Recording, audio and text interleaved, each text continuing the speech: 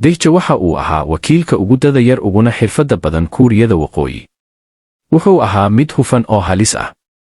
Wax yar ka hor wuxuu u wareegay dugsi sare oo ku yaal Koonfur Kuuriya.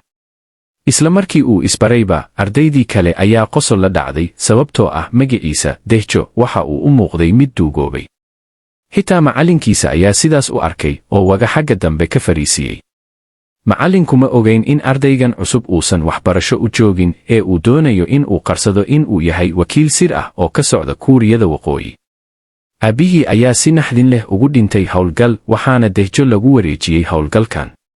Dehjo wuxuu doonayay in uu isku dhex galo ardayda kale, laakiin isla markii ay dugsigu soo dhammaatay, koox burcad ah ayaa ku hareeraysay. Waxay rabeen inay arday kale Yenin ka qaataan lacag ilaalin ah. Burcaddii ayaa riixday Dehjo, laakiin isagu wuu iska indha tiray. Hogaamiyahooda Une ayaa u arkay in Dehjo uusan xushmayn oo waxa uu u yeeray in ay ku kulmaan saqafka dugsiga. Dagaalkii saqafka, Une waxa uu ku dhuftay Dehjo feer wejiga ah. Dhiig ayaa ka soo daatay afkiisa. Si uu u qarsado xirfaddiisa dhabta ah, Dehjo waxa uu go'aansaday in uu iska samro. Une waxa uu sii waday in uu caayo. Mid ka mid ah burcaddii ayaa baaray, waxaana laga helay jeebkiisa lacag badan. Waxaa kaloo laga helay sawir ay isaga iyo 2 qof oo kale ku wada jiraan oo ahaa sawirka aabihii iyo walaashiis. Aabihii waa uu dhintay, waxaana u soo hartay isaga iyo walaashiis.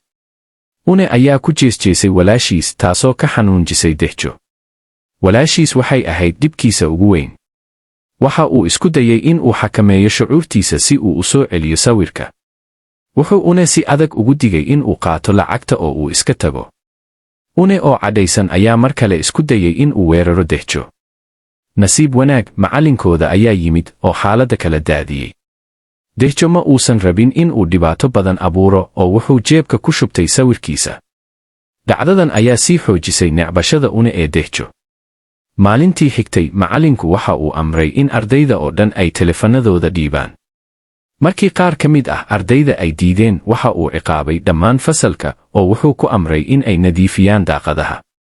Markii ardaydii kale ay baxayeen, Une ayaa khiyaano sameeyey oo wuxuu iska dhigay in uu rabo in uu wax ka caawiyo macallinka si uu u hubiyo in Dehjo iyo Yenin ay dugsiga ku sii nagaadaan. Habeenkii, Dehjo wuxuu helay baqshad ka socota hay'addiisa.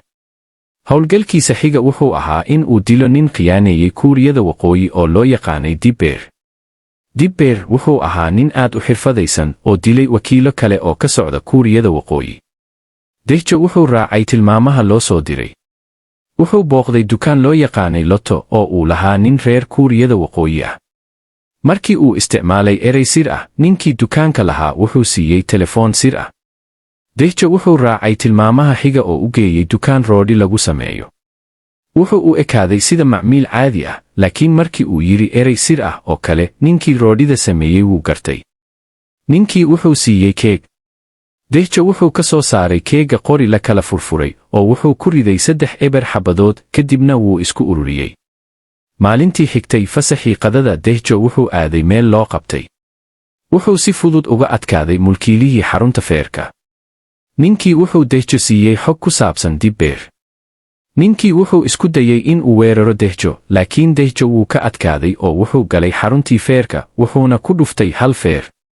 Ninkii wuxuu ku dhacay dhulka. Dehjo waxa uu ku soo laabtay dugsiga galabtaas, waxaana uu arkay Yenin oo la dhibaataynayo. Isaga oo aan u adkaysan karin ayuu bilaabay in uu caawiyo. Burcaddii ayaa ku jeesjeesay. Kadib Un ayaa xoog ku jiiday Yenin wuxuuna geeyey shaybaarka sayniska. Wuxuu ka dalbaday lacag waxbarasho oo ay shaqaysay.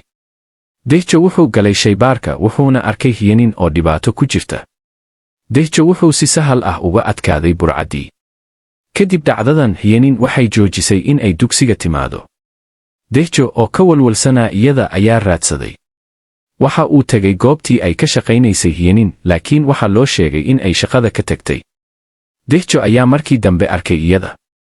Waxay u sheegtay in ay doonayso in ay qof weyn u saxiixo foom ay ku qoran tahay in ay shaqaynayso si ay u gasho dugsiga qoobka ciyaarka.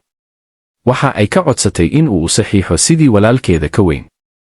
Dehjo inkastoo uu u baahan yahay in uu qarsoodi ahaado, wuu saxiixay.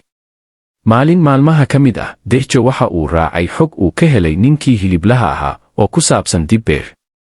Deja waxa uu raacay Dibber waxaana uu isku dayay in uu weeraro. Likesaar haddii aad rabto inaan soo koobno qaybta labaad. Fiiri muuqaaladan kale ee xiisaha leh, waad ku mahadsantahay daawashadaada, waxaana ku arki doonaa mar kale dhowaan.